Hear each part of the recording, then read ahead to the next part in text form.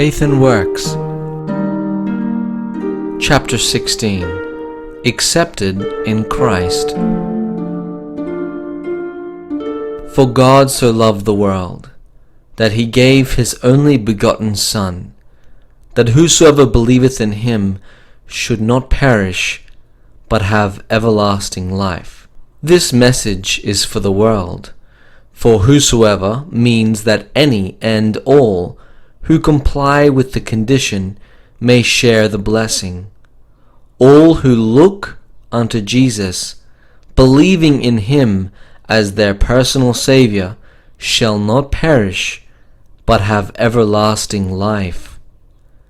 Every provision has been made that we may have the everlasting reward. Christ is our sacrifice, our substitute, our surety, our divine intercessor.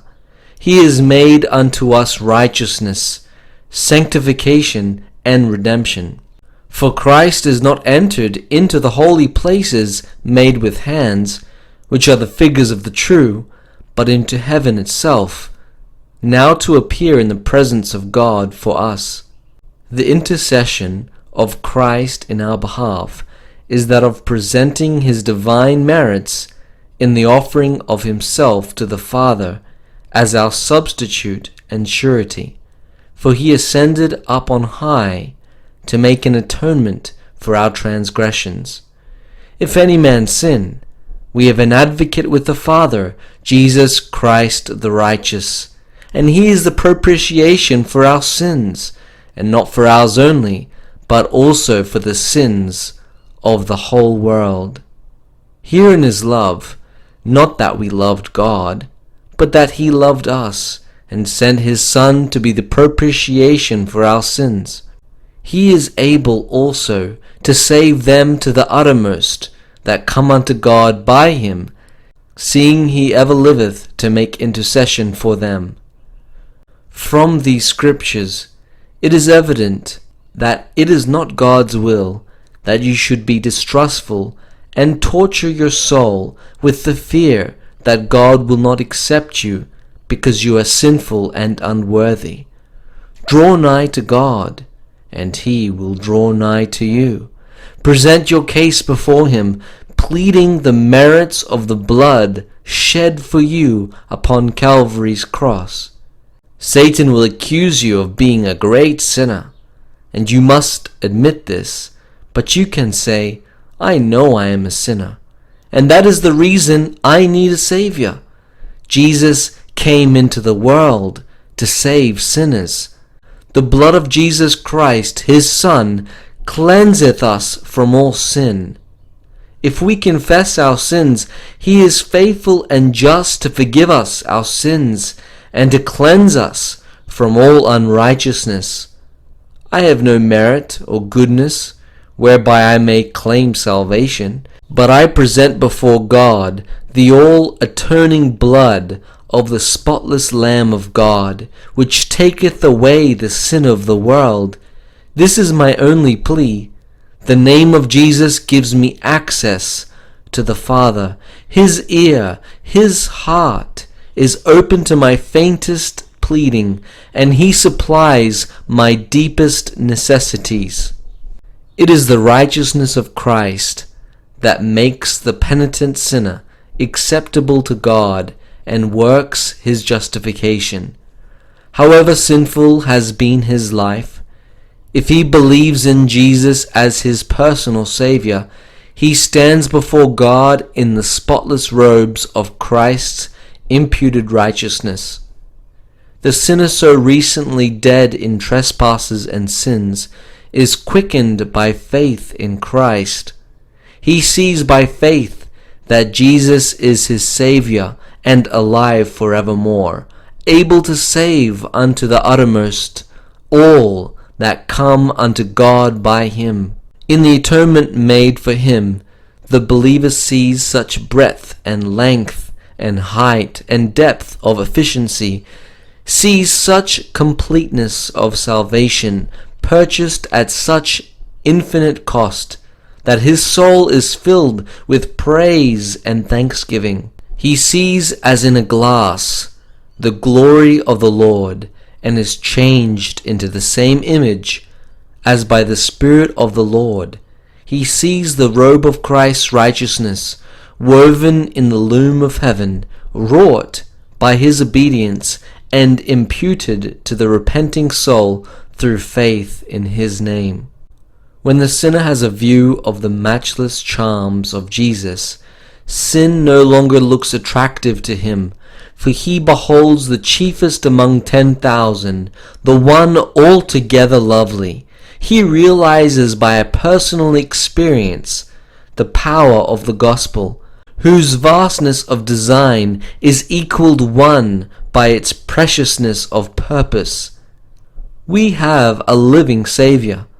He is not in Joseph's new tomb.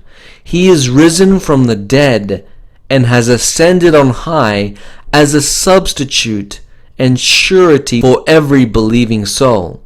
Therefore, being justified by faith, we have peace with God through our Lord Jesus Christ. The sinner is justified through the merits of Jesus, and this is God's acknowledgement of the perfection of the ransom paid for man, that Christ was obedient even unto the death of the cross, is a pledge of the repenting sinner's acceptance with the Father. Then shall we permit ourselves to have a vacillating experience of doubting and believing, believing and doubting? Jesus is the pledge of our acceptance with God. We stand in favor before God, not because of any merit in ourselves, but because of our faith in the Lord our righteousness. Jesus stands in the Holy of Holies, now to appear in the presence of God for us. There he ceases not to present his people moment by moment, complete in himself.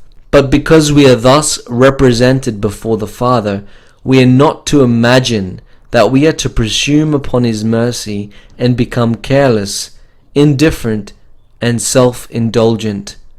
Christ is not the minister of sin. We are complete in him, accepted in the Beloved, only as we abide in him by faith. Perfection through our own good works we can never attain. The soul who sees Jesus by faith repudiates his own righteousness. He sees himself as incomplete, his repentance insufficient, his strongest faith but feebleness, his most costly sacrifice as meager, and he sinks in humility at the foot of the cross. But a voice speaks to him from the oracles of God's word. In amazement he hears the message, "Ye are complete in him." Now all is at rest in his soul. No longer must he strive to find some worthiness in himself, some meritorious deed by which to gain the favor of God. Beholding the Lamb of God, which taketh away the sin of the world, he finds the peace of Christ, for pardon is written against his name, and he accepts the word of God, "Ye are complete in him." How hard is it for humanity, long accustomed to cherish doubt, to grasp this great truth!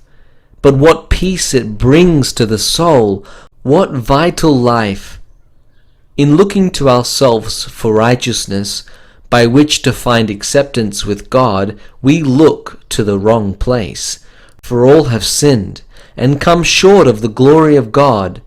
We are to look to Jesus, for we all, with open face, beholding as in a glass the glory of the Lord, are changed into the same image, from glory to glory.